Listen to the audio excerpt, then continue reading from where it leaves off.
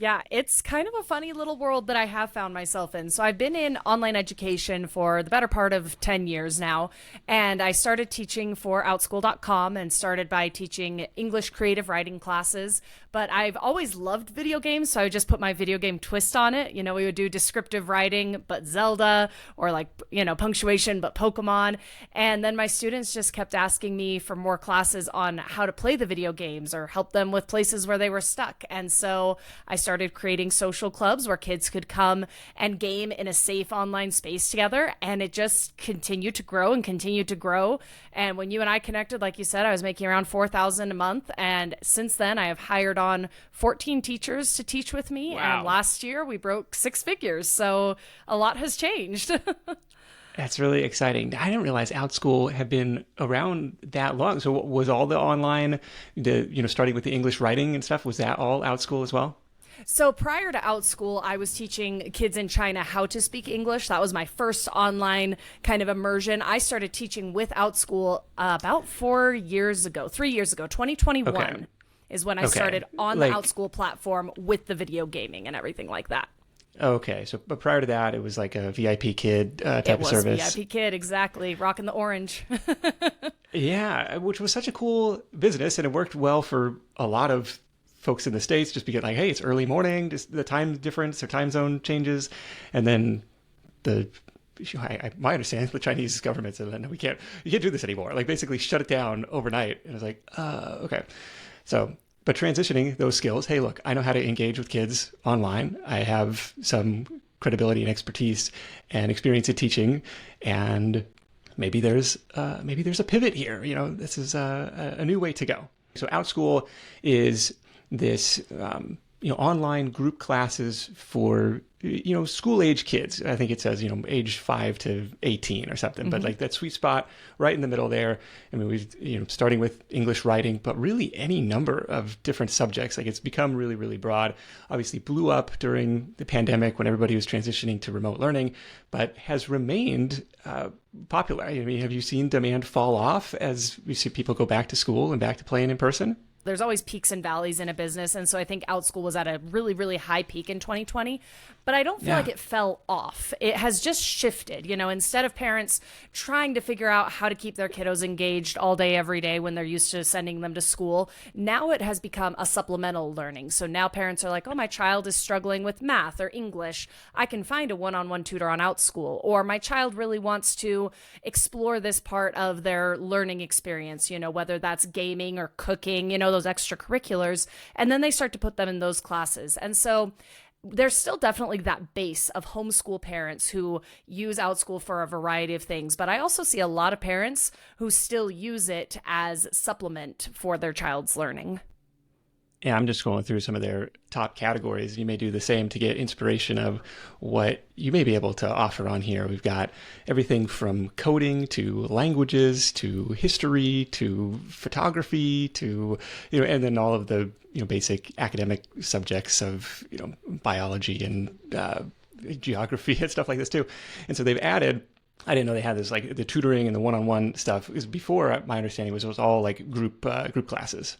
Yeah, and they have been putting more and more on this one-on-one tutoring because they're starting to see that parents really want that personalization with a teacher and a student. So they still have tons of group classes. Most of my things are group classes, but they do have the tutoring. And yeah, I totally agree with you, Nick. If any of your listeners are wanting to teach on OutSchool, look through those popular classes and try a little bit of everything. I kind of streamline my process when I talk about how I grew on OutSchool, but I was teaching like basic cooking classes for kids that was like Oreo dipping. I was teaching multiplication music classes where we would like sing our multiplication tables. I did like a dinosaur dance class. So you kind of have to try a little bit of everything before you find what your real favorite and your passion is. Okay, that's helpful to hear. So, broad strategy number one, we call it the buy buttons theory. Like here is, go where the cash is already flowing. Here's a platform example of where parents know to go to look for this type of education, training, coaching, tutoring for their kids, right? So you can go and put your buy buttons up for sale, like make it easy for people to do business with you rather than, trying to reach, customers, clients, parents one-on-one, like much more difficult. Like here's where they're already congregating in a way. And then the second thing, you testing out a bunch of different stuff. You don't know what's going to stick. The cooking classes, all this different things. Do you remember the first time where it was like, because it doesn't cost you anything to put up a class for sale, like see what kind of reaction it gets. What were some of the first ones that people signed up for? When I first started teaching, I thought for sure I was going to be teaching Spanish classes because I'm fluent in Spanish. I lived in Spain for 3 years, lived in Argentina for 3 years. And so I had Pokemon Spanish classes. And I was like, this is going to be it. This is what's going to like be my big maker. But what I found was as I started teaching them, I did not enjoy it. I felt very stressed because it's my second language. I was like, I'm going to teach something wrong.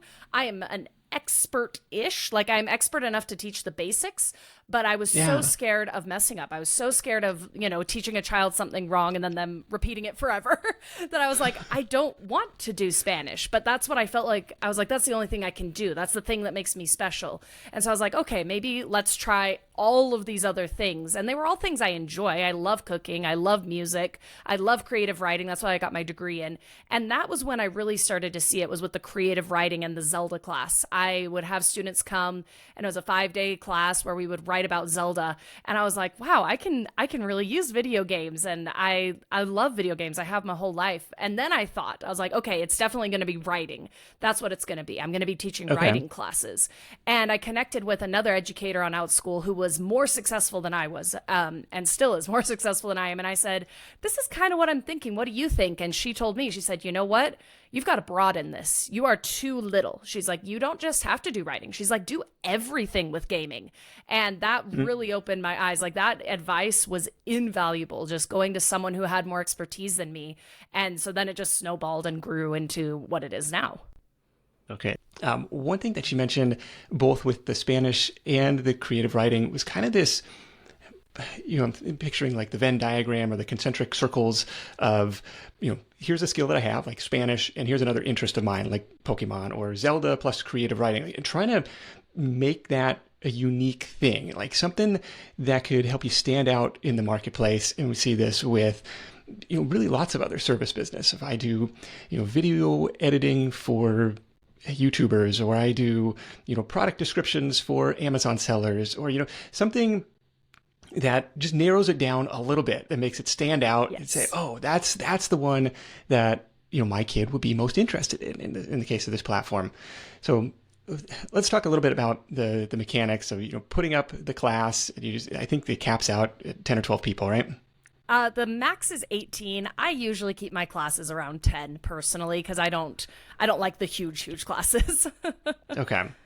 No, but this has been helpful in figuring out, okay, well, what kind of thing could I possibly do? And right, thinking of those, combining two things that may not seem initially to be connected, but maybe there is a connection there, and coming up with a niche that way. Yes. So you put it up for sale and say, this is, creative writing for Zelda, and then, spinning that off into just straight up Zelda. Like what did that look like? Well, it was really funny. I still remember the day my husband and I were chatting, and I was doing really well with the Zelda class. And I was like, these kids keep asking me for a Zelda class where we just talk about Zelda, like no writing or anything. And I think I'm going to do it. And he kind of looked at me and he was like, okay, what's the worst that could happen? I was like, yeah, what's the worst that could happen? No one enrolls or something, and it's fine. And yes, we it's move low risk. on. Yeah, it was super low risk, but the students loved it. And it was very interesting because early on in my teaching career with Outschool, I did not feel like these classes had value. I felt like it was just like fun, fluff money that parents were using. But it's been fascinating as time has gone on, the things that parents have told me that their children are learning from me and my teachers just from coming to class. I have parents who are like, my child really has a hard time socializing at school. And when she comes to your class, she feels confident and she wants to socialize. Or my child, he had a really hard time at school because, none of the kids liked games as much as he did. But then he came to your Pokemon class and he saw this community. And so as time has gone on, I've really started to see this value of creating a place where kids, specifically gamers, can connect safely with other gamers, because we have this in all sorts of different interests for kids. We have sports clubs and book clubs, but there aren't a lot of gaming clubs. And so it's kind of filled this little space that I didn't even know I was filling initially. Yeah, now looking through the library of classes, I mean, there's different game clubs on every game. Like, I don't know, my video game repertoire is a little bit limited, and some of these are really complex games. Like you bring up Zelda, like our neighbor, let us borrow, I don't know if it's Breath of the Wild or one of these other ones, but like there was a hardcover guidebook that must have been 250 pages. It's like, this is an incredibly in-depth, complex world that you have to go through and solve to beat this game. It's like, yeah, it makes sense that, if I can hang out with other people going through the same journey with me, whether it's building a business or whether it's, trying to beat a video game, it makes sense. Yeah, and it's amazing too, because a lot of parents, when they see video games, they think, oh, it's a waste of time. But you bring up an excellent point that these games, especially ones that are on Outschool, are very complex. It's a lot of math in Pokemon, which a lot of people don't realize. There's a lot of world building and character building in most games. There are some games where you are literally building a civilization. And so it is very interesting, the things that kids can glean just from playing video games.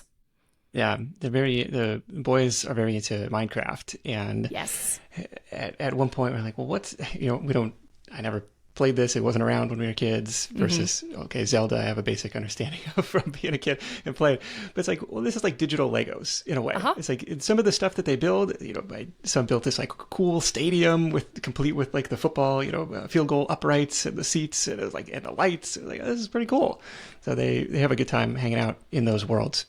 But what was the initial reaction to putting up, the Zelda only class, and like what kind of enrollment did you see? It sounds like you have a little bit of a student body that you could promote it to, like from the English writing or from the other classes that you had. So it wasn't, coming in completely cold. Like, do you have any, to drive that initial interest, the initial enrollments?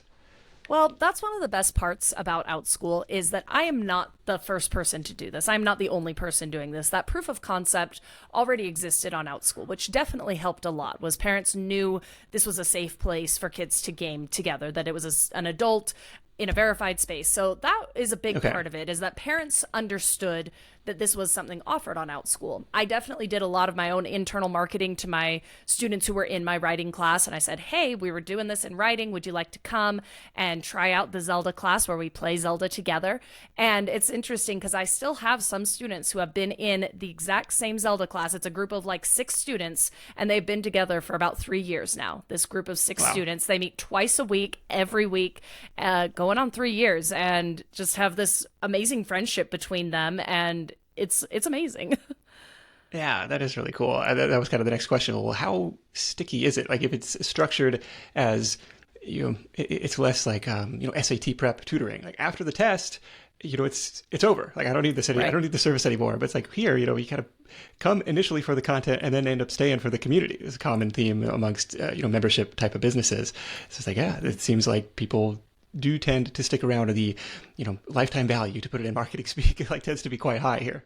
Exactly. And it's very interesting because with my business model versus a more traditional teacher, I am constantly innovating and creating new classes. So like Breath of the Wild that you mentioned is a Zelda game that came out in 2007.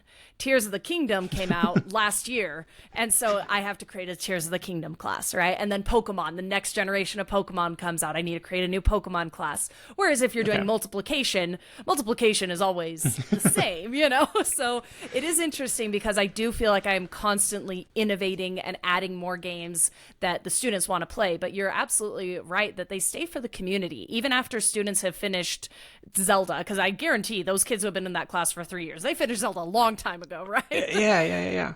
But they want to stay together. They love the community, and they love the teacher. Like, I can't speak highly enough about my teachers. They stay for the teacher and for that validation from their peers. That's why they stay. Okay. How do you decide on pricing here? A lot of it is looking at the competition on Outschool. So when I started teaching on Outschool, my prices were significantly lower because I was a new teacher. I didn't have any experience teaching on Outschool. And then as my classes filled and as I got reviews and there was that social proof with classes finished and reviews, I could start to raise my prices little by little. And then what ended up happening was my classes were so full that I continued to raise my prices. And then I thought, well, I can't teach any more classes. I need to start start to build a team, because there's still a demand. More parents want different times or different games, and I can't teach all of them. And so then I started to build my team up. Is there a target price that you're at now per hour or per session? Like, I don't know how they structure it. Some of them seem to be 50 minutes. Some of them seem to be a little bit shorter. Yeah, right now we're charging about $17 or $18 for a 50-minute class per student is where we're at. And that's pretty standard across OutSchool. They also have some recommendations that OutSchool puts out. They say, this is our recommended pricing based on what we've seen in the market. And so we're right in that point too, which helps. Okay, so it sounds like strategies start out a little bit lower to build up, enrollment, like make it lower risk on the parent side, and then you can level up from there. So if I'm doing just basic math, $17 per class, say I have 10 kids in that class, $170 for an hour, pretty great hourly rate. Now OutSchool is taking 20-30%. What's their fee? 30%. Okay.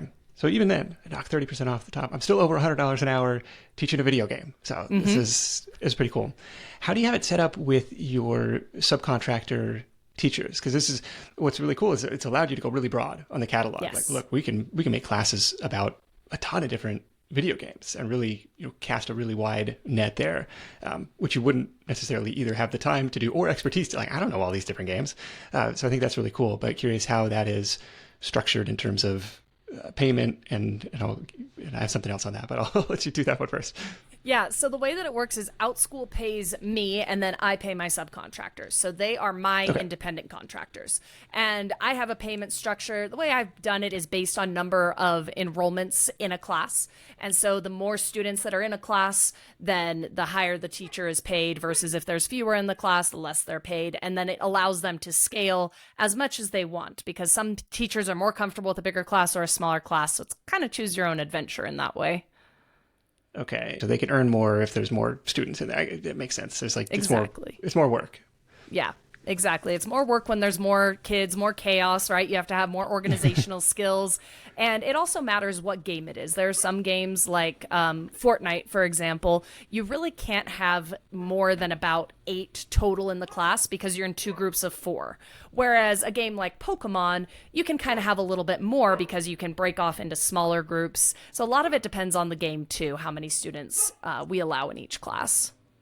Is there a minimum number of students? Like, if you get 1 enrollment, you still have to show up and do the thing for $17? I'm a big believer in showing up for the 1 enrollment. Not all teachers are, but what I have found is that even showing up for that 1 learner, where obviously you're not bringing in a lot, right? 30% of 17 is not a lot. But it's worth it because the parent sees you showed up for my kid, even though my kid was the only one here. And those students usually stick around for a very long time, enroll in multiple classes because the parents appreciate it. And sometimes parents will enroll and there's one kid and then they say, I don't want my kid to be alone in the class. And then they withdraw their student from the class. So it's kind of a little bit of both. Yeah, it's like, well, shoot, this is like, one-on-one private instruction for the price of a group ticket, so... It depends on the parent and depends a lot on the student. If they were coming in for the social club aspect of it, well, it's like, it's no longer that social. Exactly. So a lot of it just depends on the parent or on the student, but we teach the one student when they want to be taught, if they want that one-on-one, even at that group price. Because the other thing, going back to social proof, is a lot of times we'll get one student and then over the next 3 or 4 weeks, another student comes in and then another student. So sometimes it just takes a little bit of momentum to build it up anyway. Yeah. That makes sense. It's not everything is going to be sold out right out of the gate. And it's interesting that it sounds like OutSchool gives you the flexibility to say, sorry, we didn't have enough, or we're going to, postpone this until we have more students. Where we did an episode on Airbnb experiences. Like, I want to host a local, walking tour, or, a guided meditation was the example that we did on that show. And there was like, if one person signs up, you're doing the thing. And it's like, okay, I got to drive out to, Red Rocks in Sedona, or I think it was, and it's like, it was early on, not, really putting in that time, like you said, to build up that social proof, hopefully get a good review, create a raving fan, they tell some people, and hopefully it snowballs. But I was just curious about that. Yeah, totally. Is there any best practices that you found in creating your OutSchool listing to make it stand out? It was interesting that you mentioned, well, there were other people doing this, which, if I'm on the outside looking in, it's like, well, that's discouraging. Somebody beat me to it. But you say, I know there's still room to add my own unique flavor to this and stand out and be able to compete. So I'm curious if you found any best practices in those OutSchool listings or those game descriptions or those class descriptions. Well, it's awesome because OutSchool does have recommendations. There's a lot of on-site training with OutSchool. And so a lot of these questions as new teachers are coming in, there are these resources available. What I have found personally is building relationships in the class is the number one thing you can do. Connecting with the student. That is where you're going to have success, because you're right. If you go on OutSchool, there's tons of Pokemon classes, all sorts of them, right? There's all sorts of Zelda classes. And by connecting with my students... Were there 3 years ago? Or is that like a byproduct of you being like, hey, look, you can make money talking about Pokemon? There definitely were 3 years ago. Not all of the games that I teach. That's something else that is very unique about my business. I don't hire teachers. I hire gamers. So parents know when their kids come to my classes that we don't just know about Pokemon. If your child is also playing, this other game, chances are we know about it, right? Or we know enough to talk about it. So I think that's one of the biggest differentiators between me and some of the other teachers on OutSchool is that I and my teachers, we live and breathe gaming, right? Like we have gamed our whole lives. We're in the midnight line to get the game. Like that's us. And the kids feel that. That's so cool. Yeah, you got, well, it's Miss Devyn's video game universe on there, right? So it's like under this umbrella. It gives you the freedom to go a lot of different directions.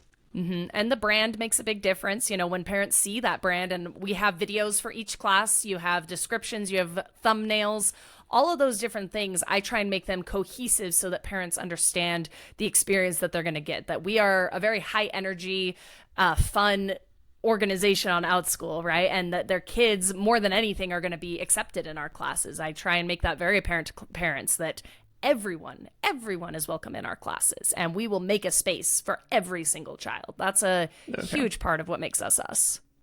Okay, so building relationships, connecting with those kids as individuals, as members of this group class, cohesive branding, thumbnails, anything else that you found that helps, people make, give you a chance for the first time?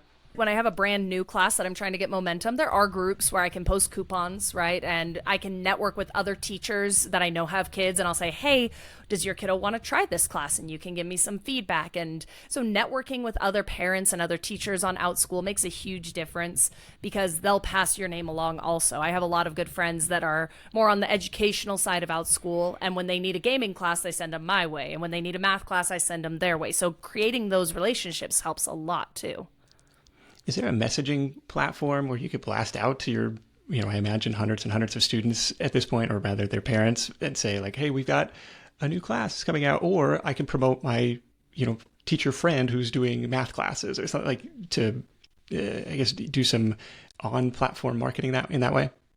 Not in the way that you're thinking. There's not an email system or like MailChimp or Constant Contact where you can blast an email. I can reach individual parents. OutSchool owns the client book, right? So they send out the big emails. So every time I list a class, OutSchool sends out to all of my followers, hey, Miss Devyn has a new class, here it is. Okay. But then I can then reach out individually and say, hey, your son Tommy was in my class and he mentioned that he really wanted to learn how to play this game. I now have a class for that game. If Tommy would like to come, here's a coupon off for the first class, see if he wants to come. That is what is really the successful thing, is connecting with parents and students individually, because we all know what a mass email looks like, right? We all know when our name is just filled in and it doesn't feel personal. But when I can say, I know your child likes this game, I created this class with your child in mind, here is a bonus benefit for being my longtime client, then the parents are like, wow, Ms. Devyn really took the time to think about my child, which I did, and then they'll enroll in the class. Okay, that makes sense. So OutSchool is handling the bulk, Yes. Automated messaging. They see that you've added a new class. We'll go out and promote that on your behalf. One of the benefits of being on the platform is trying to do this on your own. But then still the kind of grassroots, ground floor, one-on-one guerrilla marketing of like, hey, I know this kid. I think he's going to enjoy this. Thanks for being a loyal customer. And it's interesting, too, that a lot of the classes are set up they're open-ended, they're recurring. And so, if you get that one-time enrollment, hopefully it turns into, a multi-year relationship with you. The question that I had is if it's, Miss Devyn's video game universe, like, do people come in expecting you, or is the expectation set now, well, if it's this other certain game, it's going to be one of my other instructors? Like, how did you balance that early on if people were, expecting you and your energy? It was very hard early on because parents would come for me. I was the brand, right? Their students had only met me and seen me. And so what I started to do when my teachers started teaching for me is I would have them kind of come and piggyback in a class or shadow. Once they were approved to teach on OutSchool, had the background check and everything, I'd let the students and the parents know, hey, I have this new teacher and I'm teaching them how to teach on OutSchool. And then they'd get to know that teacher. And then I'd slowly start to try and send kids their way. But you're absolutely right that each teacher teaches differently. And so there are still some students who will say, if Miss Devyn's not teaching it, I don't want to be there. And that's totally fine, because I also have students who say, if Miss Nancy's not teaching it, I don't want to be there, Sure. So it takes time though. And that was one of the hardest shifts from being a solo person to becoming a brand, was instilling in these parents the trust that I have found good people for their students. Yeah, I imagine that's really hard. This is really a challenge for a lot of freelancers too, who start out selling their unique skills and expertise. And if they want to go and scale that business into more of an agency model like you have, it's like you said, it's that training, it's that, resetting expectations, it's, the trust and the vetting of like, no, I promise this person is as good or better than me. But you're trying to get over that initial hurdle if you've, really hammered home that personal brand. Yeah, and what I like to do too in my classes is I talk about my other teachers all the time. If we're in a class and one of my students mentions they like art, I'm like, oh, I have a teacher who is fantastic at art. I cannot draw a stick figure, but I talk about my other teachers. I'm like, oh, you want to learn more about Pokemon strategy? I have this teacher who's amazing at Pokemon strategy. Or you want to learn more about design? I have this teacher who is fantastic at design. And so I think there's a lot to be said about talking about your contractors and building them up, because then parents hear that, even if they're just in the other room, and students hear that. And then they see that you trust these other people to take care of your classes also. Okay. Gotcha. Is there a target margin or percentage that you'd like to be at, in a perfect world for the subcontracted classes?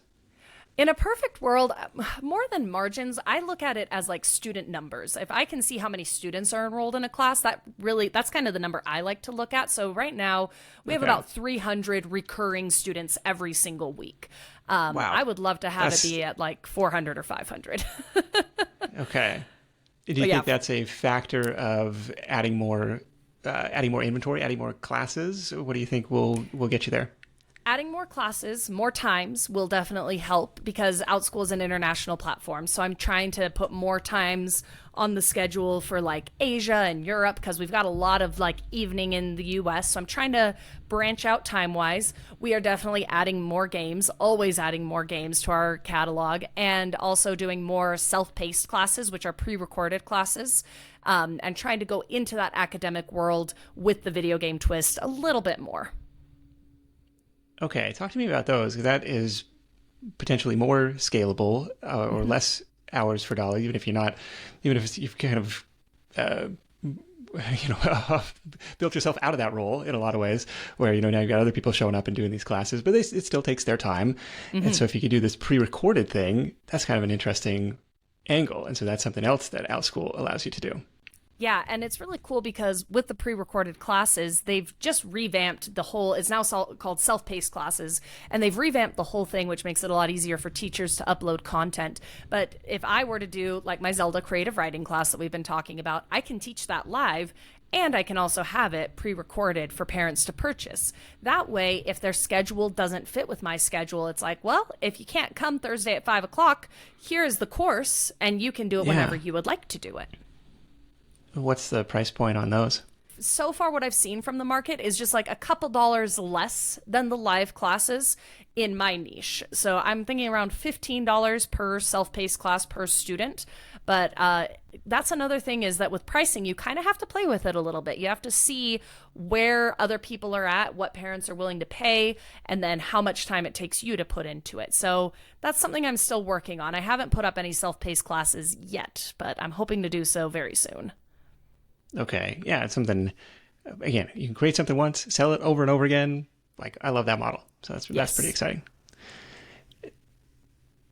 Have you been tempted to branch out and say, I mean, I don't know, because there's like a technology component to processing the payments and the enrollments, and in this case, like streaming the games and everything, like to build your own, like, because I'm looking at the 30% fee times 300 students recurring. It's like, that adds up to a lot over the course of a year. It's like, is there a standalone Miss Devyn, coming soon? I've played with this idea a lot, and I have my own website, missdevyn.com, and I've played with this idea a lot, but the value that OutSchool has, even though they're taking 30%, is immense. Like, every time I look at building my own platform, the amount of startup cost it would be, the amount of marketing it would be, the amount of building that, like, from absolute zero, it is overwhelming, and I'm not an expert in that by any means. And so I'm more than happy to give OutSchool the 30% for them to take on that really heavy lifting. Now, what I think I may do one day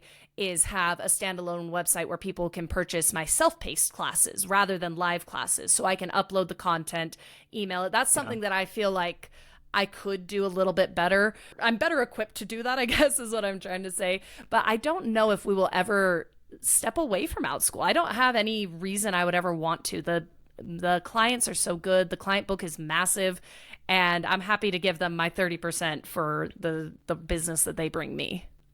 Yeah, I'm glad you said that. I think it's an important perspective to keep in mind, because it's like, yeah, on the surface, it seems like a big percentage, but in exchange for, well, what would it take to build this on my own? Like, it might take a lot more than 30%. It might take a lot longer than I think it's going to take, because we've had other people, like freelancers on Fiverr, and I think Fiverr is 20 or 25%. And it's like, yeah, but they brought me that customer. Like, my cost of customer acquisition is that 20%. Like, it's flat, it's fixed. Without that, I'd have zero business. It's like, yeah, you'd have to invest a lot more time into going out and and finding customers, especially in this case, if you don't have access to, that bulk email list that they do, or similar to Amazon, where Amazon, if you're selling an e-commerce product, they're not giving you that customer data. It's like, that's ours, Yeah. We'll do our best to promote you, but you own that customer. And I think as entrepreneurs, we very much have the mindset of, well, I could just do it myself. And we can do it ourselves. We can do everything ourselves. But at some point, you need to hire people who are experts. So I like to think of it as, rather than building all of this on myself, I've kind of hired OutSchool to be my marketing expert and my, client book management expert. If I think about it in that perspective, I'm like, oh, well, this is great. I'm only paying you 30%, and you are bringing all of this to the table. Whereas if I were to do this on my own and hire my own person, who knows what that would look like? Yeah, no, that's a good perspective.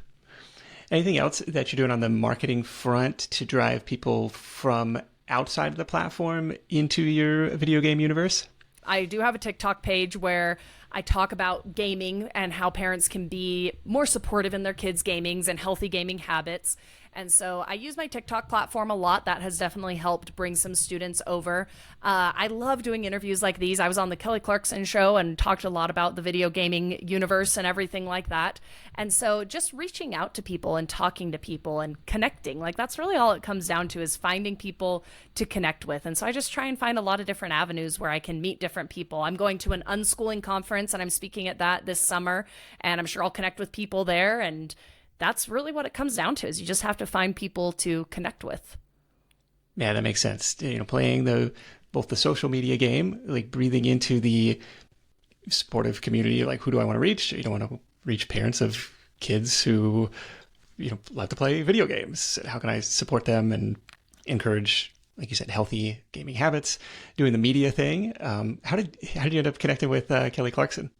Well, it started with my local news station here. And for any entrepreneur out there who wants more media exposure, you have to go and find it. I kept waiting, I kept waiting for to be discovered. I was like, oh, one day someone's going to show up and be like, oh, you play video games for a living. And I was like, no one's going to do that. And so I started, and this was how I connected with you, Nick, if you remember. I just started sending out emails and I said, hey, I've got this story to tell. I'd love to tell it to you. And so that went to my local news station. And then from there, someone at Fox saw it and they put it on their website, did an interview with me. And then someone from the Kelly Clarkson show saw that one and reached out to me when the Mario movie was coming out and said, we'd love to have you on the show. And so it's just putting yourself out there. Yeah, I'm digging through my archive emails here. So we have March 16th, 2022. Sharing my side hustle is the subject line, right? Doing this one-on-one, so-called media outreach, and flattered that the side hustle show would be considered media. I currently make over $4,000 a month playing video games. I only work around 20 hours a week. And we have 4 daughters under the age of 10. Yes, this is checking all the boxes. Fantastic story. And so that's what it is. To get on the media radar is you got to learn, speak the language of the stories that they want to tell, right? Mm-hmm. And this is a perfect example of that. Wait, you can make money doing this? I never heard of this before. Tell me more. And that's the important thing, as you reach out to media, you have to consider who you're reaching out to, because that email I sent it to you very specifically because I knew what your podcast was about. I knew what interested you. I sent a very different email to a different person, and so you can't just send out. It's like everyone says, you have to tailor your resume. That's basically what I was doing in a unique way. You have to understand who you're speaking with because this is a connection. This is a relationship. I bring something, you bring something, and we connect, and then we both have a great time with it. So for anyone trying to do media outreach, I just try it. The worst that happens is nothing happens, and that's where you were before anyway. Yeah. Have you seen a spike in enrollments after some of the big TV exposure? When they hit right away, yes. So after the Kelly Clarkson show, I had several enrollments, and parents would message me and say, I saw you on the Kelly Clarkson show. Or if I have a TikTok that does really well, I'll have a kiddo usually who's like, I saw you on TikTok. Or when I'm posting my YouTube videos, I was posting some playthroughs for a while, and I would mention my classes, and students would say, I was watching your Zelda playthrough and I saw you teach classes and I enrolled. So they're definitely not the bulk. The bulk 100% comes from the OutSchool marketing team. But there are some who sprinkle in, from those other places for sure. Well, do you have an example of a TikTok that has done really well? Well, my very best TikTok was actually when I was hiring. I put out a TikTok when I was hiring my first wave of teachers, and it blew up. It exploded on TikTok, which I was not expecting, and it led to 6,000 applications to teach. Oh my gosh. As a video game teacher. How do you even filter through those? Wow. Oh, Nick, it was a beast. I had like a 5-step process. I had application 1, application 2. They sent me a 90-second video. They sent me a 3 to 5 minute video, and then we did an interview. It was crazy. It was insane. But I did see from that a lot of enrollments come through because parents were like, oh, wow, she's expanding her team. She plays all these different games. And so I would have students enroll from that one, or I have a couple where parents will ask me specific questions. I had one where a parent asked, my son has ADHD. Could he come to your classes? And I said, absolutely. And that parent enrolled, and several others did too. And so social media, it's kind of it sounds like an old song and dance, but social media really can be super powerful if you use it in the right way. Yeah, it's just kind of putting in the swings, you never know what's going to hit. It's just some guests have called it the rule of 100. I got to create 100 pieces of content just to find, the 1 or 2 that hopefully has a little bit of viral pull. But 6,000 applications. Yeah, you got some attention for that one. And even though it was targeting the teacher side of things, it's naturally there's other parents are going to be watching this would be perfect for my kid. Exactly. Yeah. And so just also being true to my brand across all platforms. I've done a little bit of Twitch streaming, and we were a family-friendly stream because I wanted parents to see what their kids would be experiencing in the class. Same with my YouTube channel, totally family-friendly. Same with my TikTok, family-friendly. And so across everything, I keep my brand consistent so that parents know what they're going to get. Just like when you go to a grocery store or when you go to any chain store, it has to be consistent. Otherwise your customer gets confused. Yeah, I was going to ask about the YouTube side of things for filming tutorials or like how to get past this boss or how to, solve this challenge in this particular game. I don't know if that kind of content is very transactional, like solve my specific problem. I don't know if that would lead to more enrollments or if you played around with anything like that. I have a little bit. I actually started my YouTube channel because my students had specific questions that I didn't have time to cover in class. So a great example is there was this big puzzle in Zelda, and it is so hard. It is so hard because there's no instructions. You just show up and do it. And so I had a student ask me, he said, hey, can you help me with this? And I said, we're not going to have time in class today, but I'll make a video and I'll put it up on YouTube and you can watch it. That way you have your answer and everything like that. And so then what happened was that video was a problem that a lot of people had in the game, right? A lot of people were struggling with this shrine. And so more people would go and then they would watch it and they'd say, oh, thank you so much for explaining this. And then some of those people who watched it were kids who then enrolled in my classes. And so it's very much like we were talking about with like the self-paced courses, just in a little bit of a different format. It's just that passive marketing that's always going. Yeah, I love this YouTube strategy, kind of like just question and answer YouTube, where it's like, it's probably not going to go viral, but it's going to solve somebody's specific problem. People are typing it in. This was, Gabby Wallace was teaching English in Japan, I want to say. Like, it's been probably 10 years since we did this interview. And this was her, like, I'm going to create these, English language lesson tutorial videos for my students, the ones that I'm seeing in person anyway. Like, I'll just put it up on YouTube. Like, it's faster than, me meeting with you in person again. Right. Here, just watch this. And then, lo and behold, other people are watching this stuff and like she built this whole like English language learning empire, on the back of these videos that really weren't intended for that going on. But, it kind of a numbers game, a certain percentage of people are going to watch and then ultimately enroll. And I love this. Some of my best performing YouTube videos, like stuff I made 10 years ago, like how to keep, how to stop Dropbox from taking up like your local storage space. I was like annoyed by this. It was like a personal like, hey, it's supposed to be cloud storage. Why is it on my hard drive? Like, right. Oh, there's this little checkbox. It's like, that's still one of my best performing videos. It's like really kind of dumb stuff in a lot of ways. But, answering these type of questions, I think that makes a lot of sense. Where TikTok is kind of like, viral, it's going to disrupt your feed maybe, or it's like kind of interruption marketing.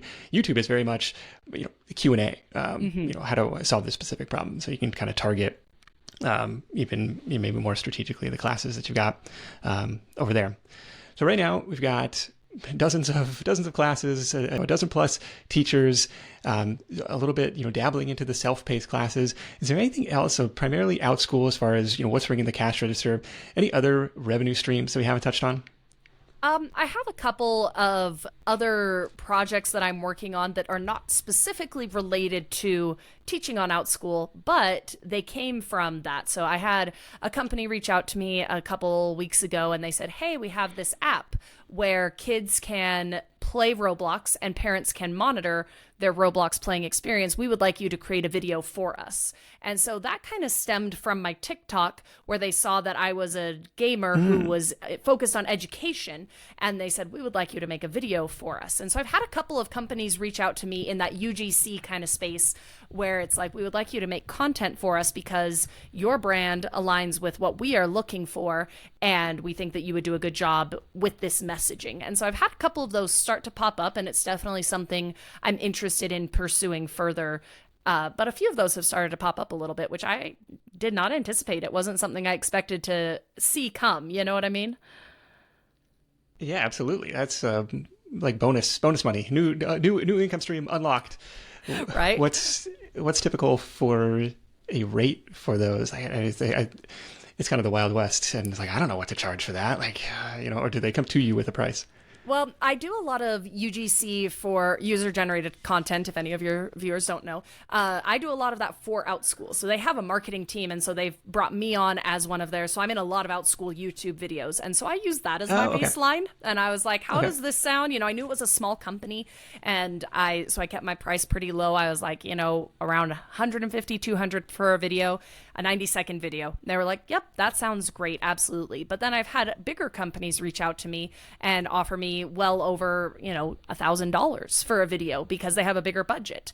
And so the UGC world, I am still just barely getting started in it, but it is an interesting space where you can approach people and people can approach you, and you can kind of tailor your prices based on what people want. But it's a new side hustle for me, Nick. This is a new one, so I'm excited.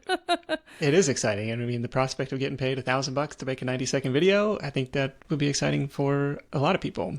Yeah. And then for anybody else, like on the marketing side, if you're turning around and like, I want to hire a bunch of influencers to promote my thing, like, okay, here's a potential avenue to go and do that. It's something that has kind of been on the back burner to-do list for me. It's like, I have not a ton of desire to be the TikTok face myself, but if there's other people who want to talk up the Side Hustle show, like, okay, sure, I can hire some influencers maybe in that way. And it's interesting when people talk about being a content creator. I think a lot of people think it has to be my personal TikTok, but that's just kind of your starting point. I don't make any money from TikTok. I have 15,000 followers. I don't make a penny. But the way that these brands both found me was through my TikTok channel. And so just having that kind of as a portfolio is also a really, really awesome resource. Yeah, that's cool. What's surprised you the most over the last, 2 years since we last spoke, and 3 years since starting going deep in the video game world? I've been a side hustler my whole life, right? I've always wanted to stay home with my daughter. So I've done a lot of side hustles, but I have always been the independent contractor. And now I am the boss. I'm in charge of these teachers who teach for me, and getting over the imposter syndrome feeling, it is real. When you start to when you're hiring people and you're now in charge of making the decisions for, their schedule, their pay, all these things, I have very often felt I am so not qualified for this. Why me? Why am I in charge of this? But then I have to stop and think, and I'm like, I'm in charge of this because this is what I have built. And even though it feels like there's a million other people who could do a million things better than I can, in the end, it really is me who's going to be the best at making these decisions. So imposter syndrome has been massive, I think. Yeah, I don't know. Well, the only known cure for imposter syndrome that I found is what you're doing the work, doing the thing, and coming out on the other side and saying, well, that wasn't as bad as I thought it was. But can you give me a sense of a day in the life or a week in the life now? Are you still doing any classes live, or is that 100% on the team? I am slowly shifting out of all live teaching. So when we spoke last time, I was teaching about 20 hours a week. Now I think I'm down to about 3. And I'm planning on getting that to 0 by May. I'm planning on being done live teaching because I do want to focus on self-paced classes and other content that can be consumed by parents in different ways on OutSchool. So I don't do any live teaching anymore. And it's, in a lot of ways, it's really hard because I love these students. I've connected with them. And so not seeing them is a very hard thing. But part of it is we have a really big move coming up. And so I may come back to live teaching, but at the same time, it's like, I think my role has changed so much. Now I need to be the eye in the sky. I need to be in charge of admin and messaging and payroll and helping my teachers succeed rather than my own personal classes being the ones that are succeeding. So it's a big mind shift change. And it sounds like you're having fun in that new role. Like the fear would be, well, I really love doing the one-on-one classes, and logic and all the business gurus say you got to scale, you got to hire. Yes. And then you worst case scenario, you find yourself in a new job that you don't like. You're like, well, that's not what I wanted. Well, and I've talked to a lot of teachers on OutSchool who have reached out to me and they said, should I become an organization? Should I start to hire teachers and do the process you did? And I always tell them, I say, do you like to manage people or do you like to teach kids? And if they say I like to teach kids, then I say, do not scale any further. Don't do it, because you are not going to be a teacher anymore. You are now a business owner and you have to take it very seriously. And so my job now, I love people, I love working with my teachers. I love managing it. I love all of that. And so it works for me. But if you're not a person who wants to manage that sort of stuff, don't do it, just don't do it, because you're going to be miserable. You're going to be like, man, I miss what I was doing before. But if that is something you want to do, then absolutely scaling makes sense. Yeah, it's a different different skill sets, that you're playing a different game and growing from there. So you mentioned the self-paced classes. You mentioned the goal of growing to 400 to 500 recurring weekly students. What else is on the horizon for this year? Well, I just barely hired on 7 more teachers. That's what brought us up to 14. And so one of my biggest goals is filling their schedules. That's like what consumes my thoughts all the time. I'm like, okay, they are depending on me to fill their schedules, to find classes that will work. And so innovating, creating more classes, going down different avenues. I really do want to do more in outside of OutSchool, but more in person. I really want to be educating parents on how to help their kids game, because a lot of parents don't help their kids game in a responsible or healthy way, and it's just because they don't know how. And that's the big part of my business that I'm extremely passionate about, is I really want parents to be better at helping their kiddos game in a healthy way. So looking at different conferences that I can speak at, looking at different avenues where I can share this message. I've thought about all of those different kinds of things, but those are kind of my main priorities right now. Yeah, there's definitely a path to being an influencer in that space. I know my wife follows someone in that niche. I don't know if it's like, at Video Game Mom or something, but it's, the healthy gaming habits, the benefits of video games, the problem solving, the, sense of progress, beating this level, the, stick-to-itiveness of like dealing with a tough challenge. Like there's a lot of benefits from it. Yeah. And we can say that I benefited from, doing this as a kid too. Like you can see it with our kids too. It's like, it's not passive. It's not just sitting there and, vegging out in front of the TV. It's like you're actively using your brain, hopefully, in playing these things. Absolutely. And that's a thing that a lot of parents don't understand, because they just see their child, gaming for hours and hours and hours. And they're like, oh, they're just wasting their time or whatever. But, you mentioned Minecraft. I don't know if you knew this about Minecraft, but you can make automated engineering machines, which is amazing in Minecraft. Like, it is a very complex game. So you can have it be that, this machine plants the seeds, and then once the seeds have grown, this machine gathers the seeds, and then they take those seeds and take them over here, and then they make the food that your character needs to eat. And so like that process, it is an amazing engineering thing that kids learn, but they're playing a video game. And so, yeah, those are some of the things I really want to work on more, is helping parents, not be so scared of games. Yeah, it's not just completely wasted time. Sure, I maybe would rather you be outside or, have some balance of outside time and Yes. physical activity. But hey, if it's, during the cold, rainy, wet Northwest winters, hey, live it up. do some gaming. Well, MissDevyn.com, DEVYN.com is where you can find her. We'll link up the OutSchool page as well. Appreciate you joining me, sharing the insight on how all this stuff works. Let's wrap this thing up with your number one tip for Side Hustle Nation. You just got to start. That's the first thing. And start and try a lot of different things. When I look at my OutSchool journey and all of the classes that I taught, all the things I tried and did not succeed at, it's okay. You just got to do it, and you have to be okay with sometimes things not working out. But if you just keep going, you'll find your side hustle, and it's the best. It's great to have a side hustle, because you really don't have to be dependent on the schedule or the whims of another person. So that's my number one tip, I guess. That was one that I had wrote down too, like this call to just test out a bunch of different stuff. It's, throwing the proverbial spaghetti at the wall, and you're going to see what sticks and, what you like doing, what kind of reaction it gets. I think there's a lot of benefit, because it's a low risk. It's similar to, I created, 50 different listings on Etsy, or I put up 100 different YouTube. It's like almost, you got to test the waters with this stuff. I put up a dozen different classes, or I put up a dozen different Fiverr gigs. It didn't cost you hardly anything to do that. And you see what starts to resonate in the market. So that was definitely one thing, that I took away from this. And then the other thing is like going where the cash is already flowing. Yes, on the surface, 30%, 20%, whatever the platform cut is, that's going to look expensive, but it's like, in exchange, this is my outsourced marketing department. This is my, outsourced admin, and really a lot of a lot of things are taken off your plate in exchange for that. So that was something else that I put down. If you are listening to this, make sure to go check out the previous interview with Devyn from 2022. You see where she was at that stage.